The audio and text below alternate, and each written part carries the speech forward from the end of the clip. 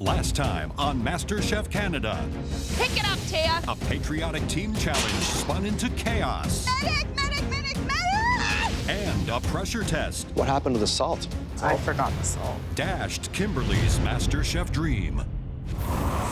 Tonight, a team challenge leaves the home cooks in the dark. Blindfolded.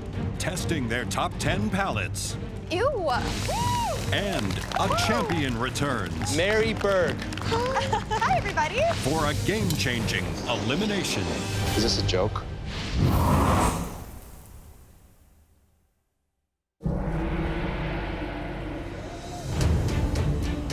Top 10 feels incredible. This is something that I've worked so hard and thought so much about, and to actually be living it is insane. At 22 years old, this competition has shaped my future. I want to pursue a career in food, one step closer. I see just one box sitting up there with the 3 judges, and I'm not really sure what's underneath it. I definitely want it to be something baking. That's obviously my wheelhouse. Welcome back, everyone. It's an exciting time to be part of this country's biggest culinary competition, because this year, Canada is celebrating a major milestone. It's the country's sesquicentennial, which means Canada is 150 years old. Happy birthday, Canada! And to celebrate it, we have created a big birthday cake.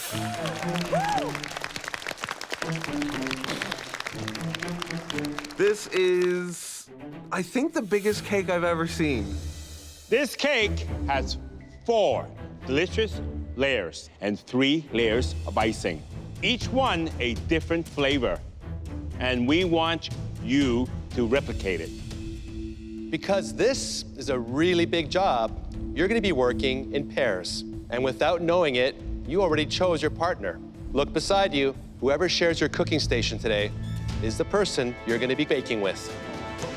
Baking is my absolute weakness. I'm hoping May is more experienced than me in this. Bring it in. Bring it in. I'm actually pretty thrilled to be paired up with Miranda because she's a strong baker. For starters, we're not telling you the flavors of the 4 layers of this cake, or the 3 layers of the icing between them. Awesome. This is impossible. More importantly, we're not going to let you see anything. That's right. You are gonna taste this cake blindfolded. Oh, jeez. Oh, my God. Come on. I've never tasted food without seeing it first. I have to figure out 4 different flavors of cake, 3 different flavors of frosting with this on. You now have 10 minutes to engage all of your senses except for your sight. Your time for tasting starts now. Let's keep our voices down so nobody can hear us. This bottom, because this is icing on top. 7 taste profiles they have to pick out. Every single layer here presents different levels of difficulty. I take chocolate, easy. Coconut, maybe a little bit more difficult. I taste coconut. If I have one thing going for me, it's definitely my palate. I know a lot of flavors. I'm able to pick up tastes really well. It's orange. 2 minutes, you have 2 minutes left. Pistachio, that's gonna give people trouble because it tastes like a lot of nuts. I think it's almond. And let's not forget, by the time you get through to the 3rd or 4th flavor, your palate starts to get a little confused, right? Vanilla. Chocolate, chocolate. Hands up. Oh. That's bright. I hope you enjoyed Canada's birthday cake. Now, it's up to you to replicate it. You will have full access to a specialty pantry where you'll find everything you need. You'll also find a lot of things in that pantry that you don't need. I'm confident in Alicia and my palates that we have all of the flavors. I've been working on my baking skills, and I'm hoping that puts us over the top. You have 60 minutes to make a beautiful birthday cake. The pair that does the best job replicating the cake that you just tasted will earn a huge advantage in the upcoming Elimination Challenge. Your 60 minutes starts now! I got coconut. I got orange. Did you get vanilla? I did have coconut. Let's go back in. This is one of the most exciting challenges we have ever seen in MasterChef Canada. Even if you had all your senses at your disposal, it would still be difficult. I trust my palate. I felt like I tasted the flavors I felt, and we're gonna roll with it. We're gonna go with a chocolate base with a coconut frosting, some sort of citrus zest. We definitely tasted a maple bacon frosting. I'm liking the fact that I have Trevor as a partner. He's strong and he's fast. He's gonna keep us on time. We need to have these in at the 30-minute mark. So it looks like they're all starting off by making their sponge batter. I want to show them that Matt and I can work a good team together and that we can have fun while doing it. And we're going to win this. Justine is doing all the scaling and measuring. Matt is doing the oiling and the coating of the cake pans. We're gonna knock this cake out of the park. Say happy birthday to Canada. Baking powder and flour in this. Is that cool? Salt. Barry's a baker. I'm following his lead, and I just want to help him. Do you think it's toasted coconut? I'm toasting a little bit off. Toast it off a little bit, otherwise it's just raw and yucky. We have something to prove. Yeah, and the view from up there is real nice. Yeah. Barry has told me that he is an accomplished baker. Well, telling is one thing, doing is another. You got that right. 84, perfect. Do you want to add any orange zest in the cake? Do it. I think it'll be absolutely fascinating to see how many of them get the correct flavors of both the icing and the sponge cake. The top was, I think it's maple. The top is maple. Do we not think it was hazelnut? How about maple coffee? Just a tiny bit of coffee in there. Yeah. Let's do it. Jordan and May seem to be utterly confused with the flavor profiles that we are looking for in this replication challenge. Flavor is that? That one, I don't know yet because we thought it was banana, but there's no banana. What are you working on right now, Jordan? I did almond. We thought it was banana. We couldn't figure it out quite, so we just went with the next closest option in our opinion. Are you sure about that? We're not absolutely sure. Would it be safe to call you the underdogs in this challenge? I think so. I really think so. Neither of us are bakers. I mean, we've just got to kick this out of the park nonetheless. I wish you well. Thank you so much, Chef Claudio. 30 minutes! You have 30 minutes left. Your cake should be in the oven now. Icing is no piece of cake either. It's the thing that glues the layers together. So the proportion must be right. And the consistency, I want it smooth. I don't want it lumpy. Icings are my thing. We're getting along really well. You know, she's a great baker, and I'm happy to let her take the lead where I'm a little bit weaker in the kitchen. I'm absolutely sure I'm gonna win it. I have the baking skills, he's got the palate. That's smooth as satin bedsheet. That's what that is. That's Disgusting. sexy. That's sexy. Can you envelope me in this? This is a family show, Miranda. You have 10 minutes left. Cakes should be out of the oven. How's our cakes doing? Did you check? Yeah, they're all rising really nicely. How's it look? It's a little underdone. These cakes are still looking a bit jiggly to me. Barry looks stunned. Well, Alicia, we're either gonna have soup or we're gonna have a really tall cake. Get them out of the oven. Okay. Take it out, take it out. Go! So one of the moments of truth right now is being able to get those cakes perfectly out of those pans without having any damage to the cake. See if we can get at least one thin layer out of the chocolate.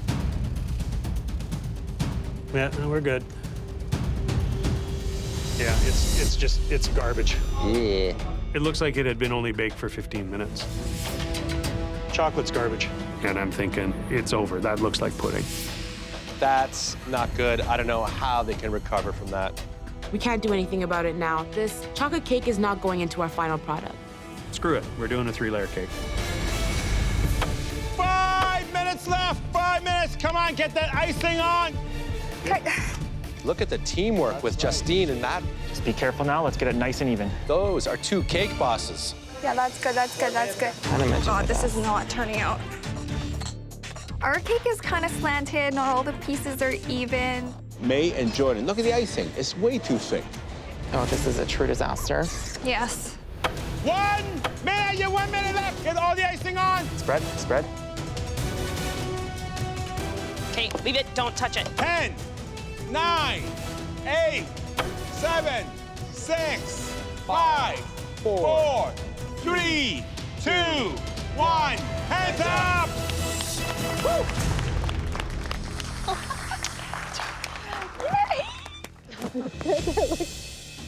Not being a baker, I am super stoked on the cake that we just made. It is what it is, sweetie.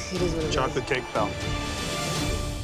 Good work, everybody. You spent the last hour trying to replicate something you never got to see. Luckily for you, we still have some of the original.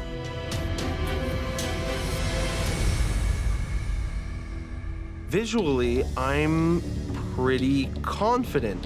We got the second layer wrong. The bottom is chocolate.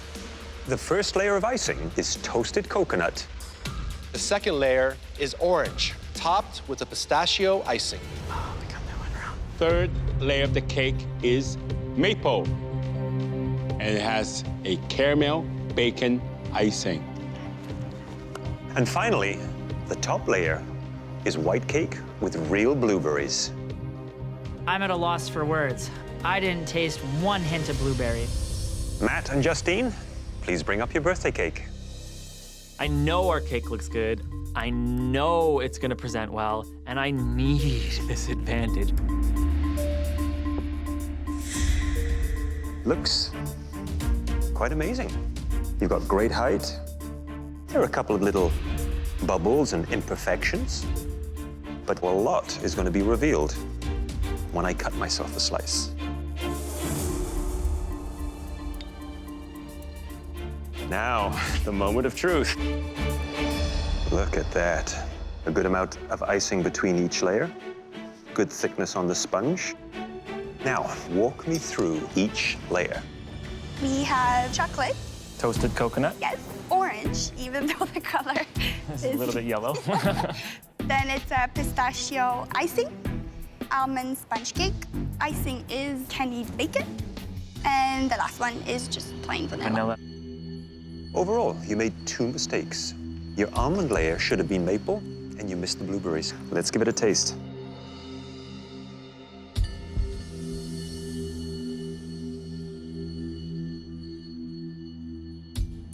Tastes delicious.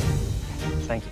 That orange is subtle enough that it just sort of comes into play. And then who doesn't love a good old-fashioned chocolate cake?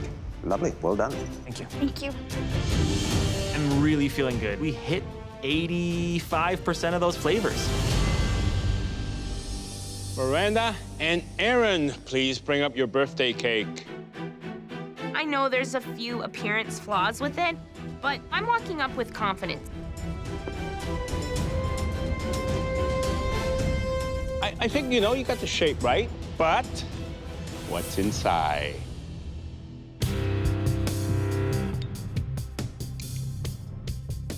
Read me through the layers. First layer is chocolate with a toasted coconut icing, orange cake, hazelnut frosting, a lemon cake with a maple almond, and then the white vanilla cake on top. Overall, you made 4 mistakes. Your lemon cake should have been maple. You missed 2 of the icings. And also, you missed the blueberries. All right, well, I'll tell you, the most important thing is what? Taste.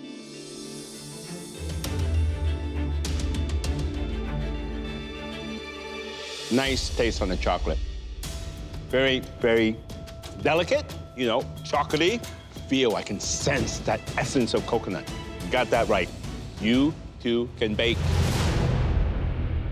Barry and Alicia, please bring up your birthday cake.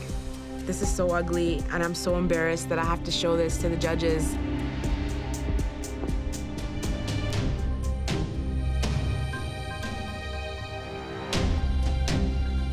In terms of a replication, looks like you've come up a little short. Tell me what happened, guys. The chocolate didn't turn into cake, it turned into soup. Even though that chocolate layer may not have come through, hopefully your palates came through for you. A good amount of icing on the top and the sides. That is the orange sponge here. I believe so, Chef. I got a little frazzled in the assembly. And the next layer? It appears that I may have switched the maple and the lemon. Well, let's see how it tastes.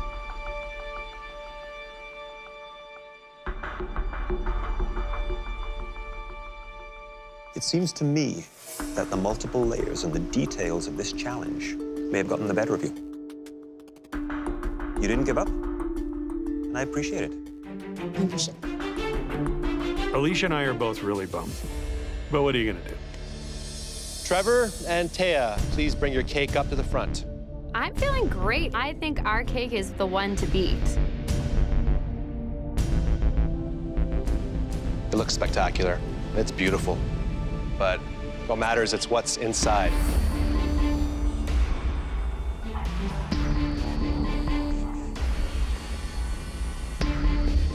This is the coconut, obviously? Yes. And what is the icing in between here? We did maple. Maple?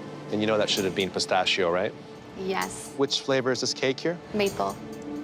Wow, bang on. A few little missteps. You had maple icing instead of pistachio, and you missed the blueberries.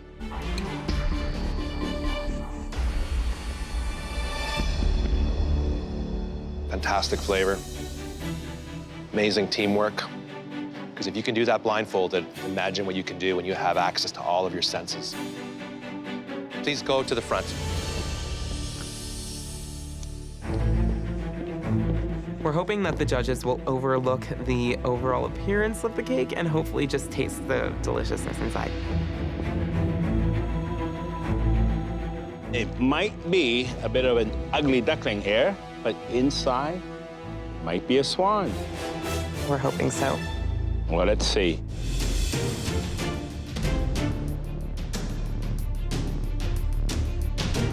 Wow, look at that. It is actually a very happy looking cake. Pistachio, what happened? We couldn't really taste pistachio, so we thought it was like a mix between almond and hazelnut. And very interesting, this pink maple. Overall, you made 3 mistakes. Your almond layer should have been maple, your hazelnut icing should have been pistachio, and you also missed the blueberries. What layer should I try? Vanilla sponge with the maple bacon frosting. Well, here it goes.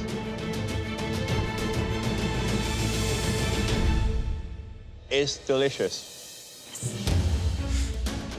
Icing, smooth, light, delicate. I get the maple, I get the bacon, I get everything. Cake, moist, airy. Next time, just make sure you get it nicer looking.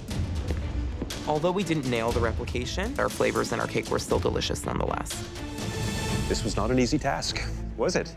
No, chef. We really have to chew this one over, so please excuse us. That was one of the toughest challenges we've ever seen here. I agree. Now, even though there were a number of missteps across the board, there were a great deal of bullseyes in terms of them nailing their tastes and flavors. I think it's between Justine and Matt and me and Taya. They got the most flavors right, but their construction wasn't as good as ours. As you all know, only one cake can win this challenge. Because this was a replication, accuracy was essential. We went on to consider taste, structure, and of course, beauty. The home cooks that made the best cake were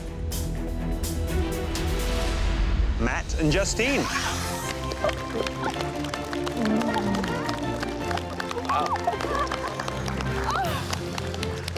I push myself every time I'm in the kitchen, and this was no exception. I'm so excited. Matt and Justine, for winning, you're gonna get a huge advantage in the very next challenge.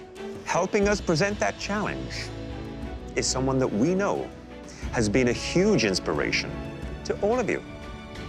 I love surprise guests. I mean, who could it be? Please welcome Canada's reigning MasterChef Season 3 winner, Mary Berg.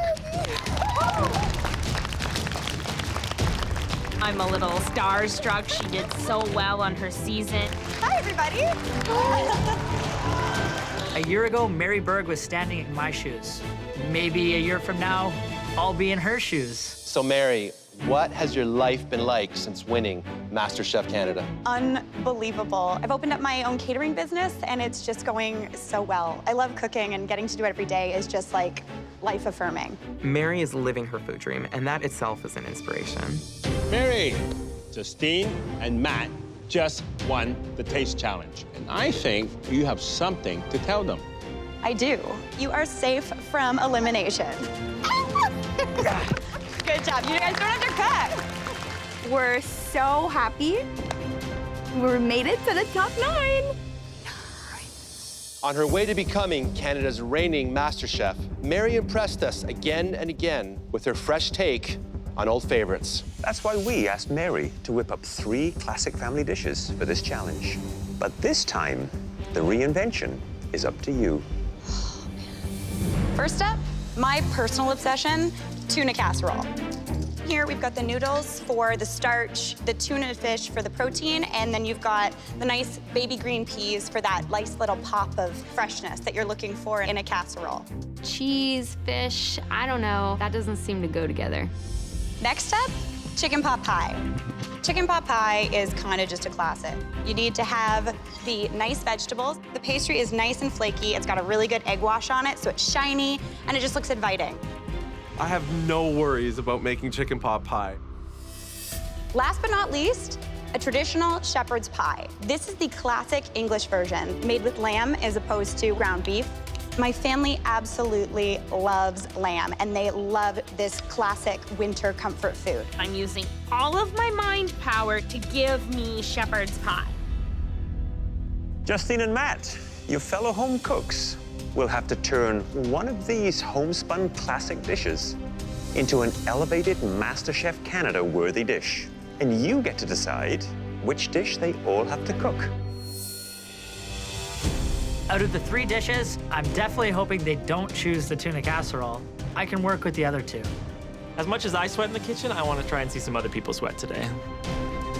I think we're gonna go with the tuna casserole. There hasn't been much fish done in this competition yet, so the tuna casserole's probably gonna be a bit of a curveball. Are you ready to follow Mary's footsteps and blow us away with your creativity? Yes, Chef! Your time starts now! The home cooks now have 45 minutes to put an elevated twist on Mary's tuna casserole. The judges have yet to see my repertoire. I think that I'm so good at creating really complex, unique flavors. I'm looking for miso. Mirin, yes. Comfort home cooking will never go out of style. Often, dishes that are simple are perfect dishes to elevate. So if I had to cook a dish like this, I would be doing my spin on a vitello tonata. Wonderful smoked tuna, tomato sauce on the bottom, lovely little light fluffy pasta sheets, a bit of lemon to it, light, fresh, and tasty. My sort of MO is doing classics with a twist. I'm gonna try and get a pied velouté done with some tortellini stuffed with celery puree and some seared tuna. When I think tuna, I think the Mediterranean and I think sushi. And I can't make sushi, so I'm going Mediterranean. I think I've barely scratched the surface of what I have to show. What is it about that tuna casserole that could trip up these home cooks? In a tuna casserole, it's often canned tuna. It's also a strange combination. You have cream and fish and cheese and noodles. There's so many things going into it that don't make sense together. Hot, hot, hot. So many things going on. Whoa. I've never had tuna casserole before. I have to elevate into something more modern. We're just making some sort of mixture here. I'm trying to wrap my head around cheese and tuna, so I decide to just put them together quite literally and hope for the best. This looks so interesting. I decided to do a Asian twist on the tuna noodle casserole. I've never had tuna casserole. I've only ever had tuna from the can. Today I'm gonna be bringing in my unicorn power so that I can cook with love and rainbows. I'm actually gonna crust my tuna steak with chopped up almonds and black sesame. Chopping so fun, chopping so fun. I love chopping, yeah, yeah, yeah. I'm making a deconstructed tuna casserole because it's gonna showcase my strong ability to make pasta. I've made handmade pasta more than I can count. I'd say it's the thing that I'm the best at. I'm gonna be using a variety of chilies that isn't necessarily traditional. I feel like I'm one of the stronger competitors here, and I'm gonna nail this. Aaron's right underneath us. We can see that he's doing these beautiful pasta from scratch. Aaron, that dough's sexy. Thanks, brother. This competition is the only thing that matters right now. My food dream is to be a restaurateur. I'd really love to own my own joint, and every day that I'm here is a step closer to making that a reality. Hello, hello, hello, hello. Let's go. Jordan! Hi. Tuna casserole, Mary's favorite dish. How are you going to elevate it? I'm gonna take an Asian twist on it. Nice. I'm gonna do a tuna tataki. You, like, literally read my mind. That is where I would go. Oh, shut up. I was thinking I would do a tataki and the Japanese flavor. Yeah. Who is going to have the most trouble? Honestly, before the challenge, I did see Taya struggling a little bit to conceptualize an idea, so maybe her, but honestly, she always pulls it out of the bag, so I don't even know. Is it going to be you? Hell no. Yeah, that's the attitude. We'll let you get back Thank to work. you so much, you Amazing. guys. I love your shirt. Oh, thanks. Thanks, guys. See you later. Oh my God, Taya, where's your pasta? I've been so busy working on my sauces, my purees, my breadcrumbs. I need to start making my ravioli. 20 minutes! You have 20 minutes left! My ravioli is so thick, but I had no time to change it. Oh my God, Taya. I'm gonna do the best that I can and push through. Hi, May. Hi, Chef Alvin. Hi, Mary. Hi, May. What's happening over here? That is going to be the glaze for my yellowfin tuna. Amazing. Yeah. Where's the pasta? The pasta is sitting right here. Pasta's right there. You're not making your own pasta. I want the other components to really shine through. That can be a good strategy. Thank you.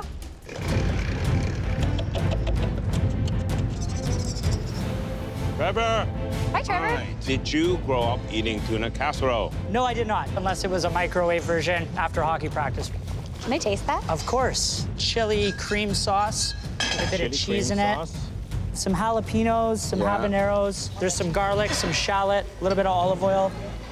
It's spicy. That's what I'm going for, Mary. And they may overpower something delicate as tuna. Okay. Well, Trevor, you got a lot going on here, so I'm gonna let you do it. Thank you very much. I'm doing something that's kind of out of my comfort zone. It's super important that my next dish prove to the judges that I have a lot of potential. 5 minutes! How is this coming along? Let's get this reducing. Oh. Jordan, he has a lot going on. What's that, like, purple thingy? Hopefully this works. I'm gonna be taking purple potato and spiraling it around a wooden spoon to substitute as pasta noodles. Hope I don't set the kitchen on fire. May seems calm. She's keeping to her zone and not running around as much as really anybody else. Trevor seems like a confident dude, and I think that's a great thing, but that can only take you so far in this kitchen. The cream sauce was tasty, but quite spicy. I'm not sure how that plate's gonna come together. Woo, perfect. I am doing the best that I can. 1 minute! You have 1 minute to make beautiful plates! Wow, they are all cutting it close. Go, guys. Let's go! You got less than 20. Come on, guys, you can do it! Come on, get it together. 10, 9, 8, 7, 6, 5, 4, 3, 2, 1. Hands up! Wow, good job, guys. Good job. I'm really excited to finally show something that I'm proud of to the judges. Mary, on behalf of everyone at MasterChef Canada, thank you so much for being our guest. Thank you so much for having me. You guys did amazing. Good luck. Thank you, bye. It was absolutely lovely to have Mary come today and remind us why we're all here.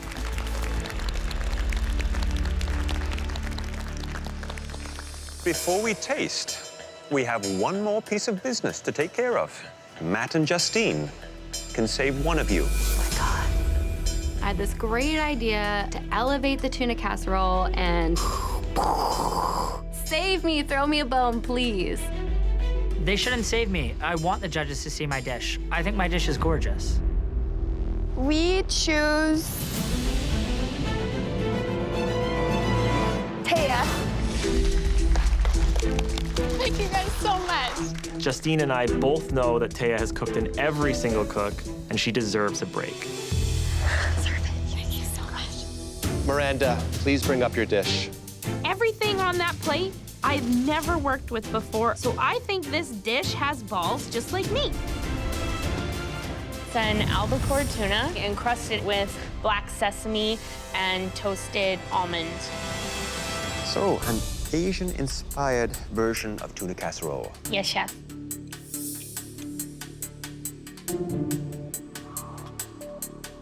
Wonderful, rich, full flavor, a touch of heat, fresh flavors of that ginger, the background of the garlic.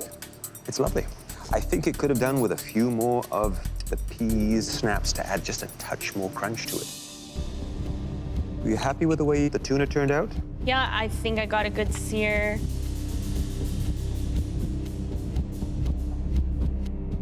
It's good. I find it just a little dry on the outside. Please head on back to your station. Alicia, please bring up your dish.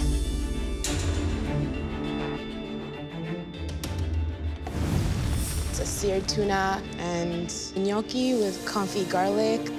I can actually see every element of the classic tuna casserole dish, but you've transformed it into something that is so relevant looking. I mean, it looks like a modern version. Thank you.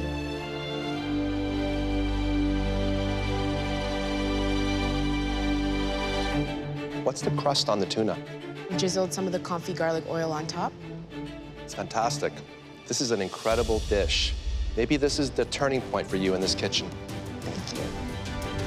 At this point, I'm thinking that this could be a winning dish. Trevor! So I have a seared albacore tuna, habanero cream sauce, and a handmade pasta. It's beautiful. It's visually stunning.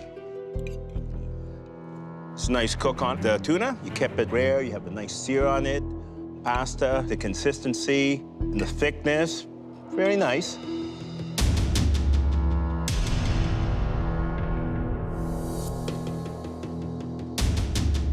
Wow, it's too hot. Can't get over that heat. That is a mistake.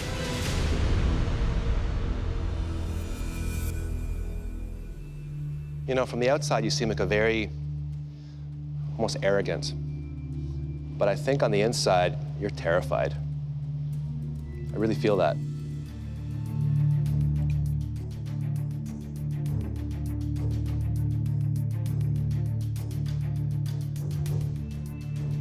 Wow. Hot damn, that is hot. Wow. Did you use Scotch bonnets? I was under the assumption it was a habanero. So you don't know. You used an habanero, which is also known as a Scotch bonnet, which happens to be one of the hottest peppers on planet Earth. And all I think about now is that pepper. I don't really think about the tuna dish.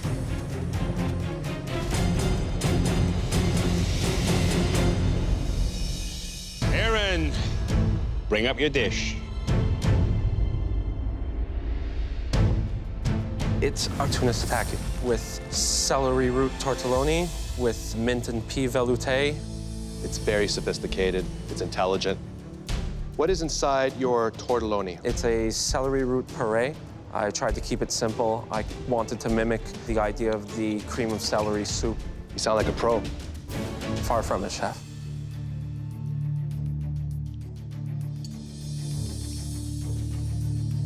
You've just created the best dish I've had in 4 seasons. It's amazing. It's extraordinary praise, chef. There's nothing wrong with it. It's amazing. That sauce, it just pops with flavor. Your tortelloni are perfect, perfectly cooked. You can tell they're handmade. What a shame it would be if you don't quit the job that you have now and become a chef. It'd be a real shame.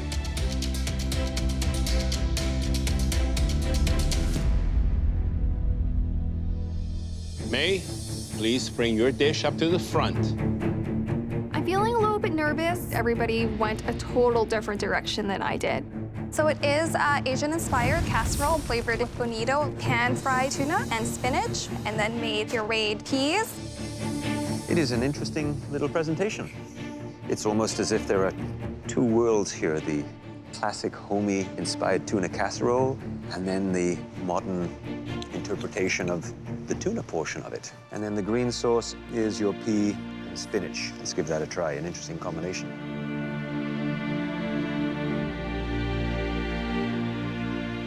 Very rich and savory. Again, a nice savory background, has that little creaminess from the cream sauce.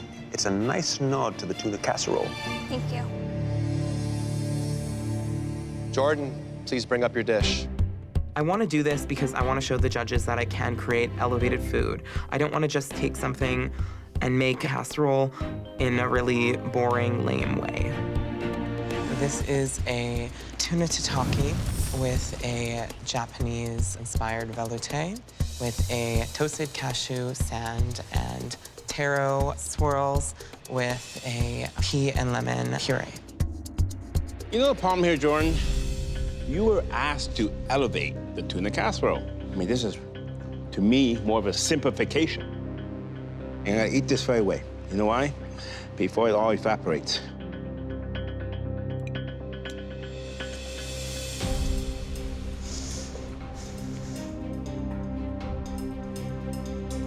Jordan, you have a lot of passion. I see that somewhere in this plate. But you dropped quite a few things. You dropped the noodles, you dropped the cheese. That's the problems. There are some beautiful tasting elements in there, but you were asked to elevate a tuna casserole, not just tuna. Yes. That may cost you.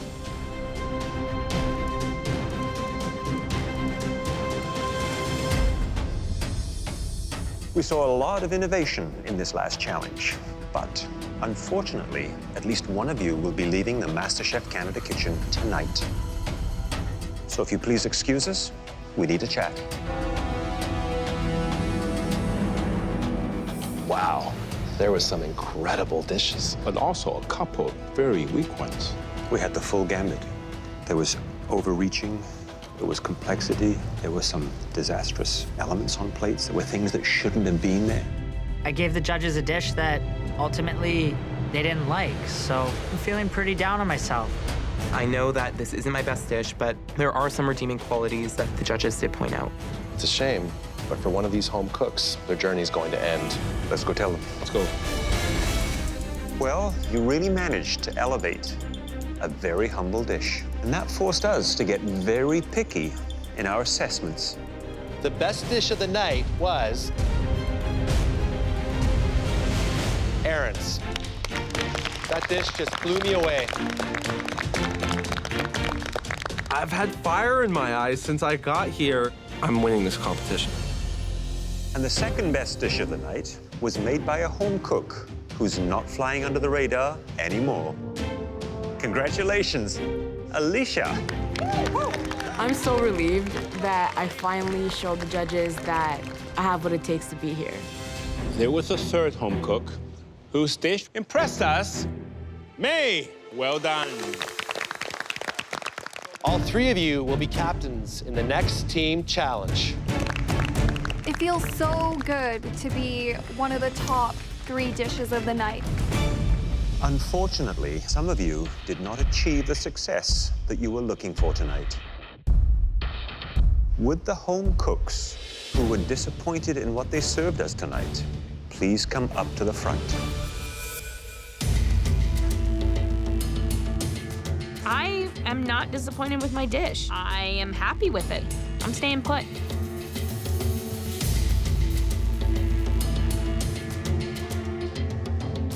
Honestly, I think it's pretty clear that I have the worst critique. They didn't like my dish. I owe it to myself and to the judges to walk up there.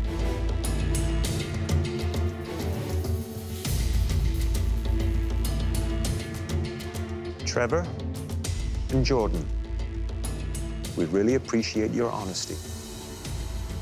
Trevor, you hold yourself to a very high standard.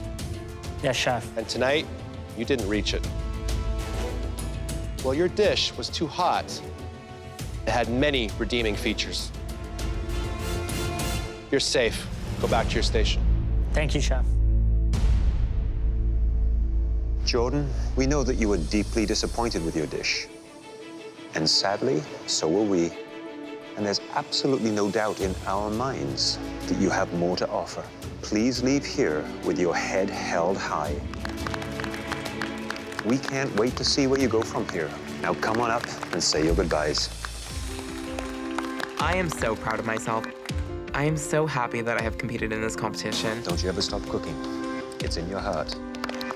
This competition has reaffirmed that I want to pursue a career in food, and that is the only path I'm gonna take in life. At 22 years old, I am one of the top 10 home cooks in this country. That in itself is an accomplishment. Next time, a punishing team challenge forces the home cooks to go full throttle. Oh, you hear that, guys? Hear those bikes? The bikers are arriving! And pushes the top 9 into high gear. Buns, Barry, buns! I'm freaking out. Now it's getting intense here. This is a nightmare.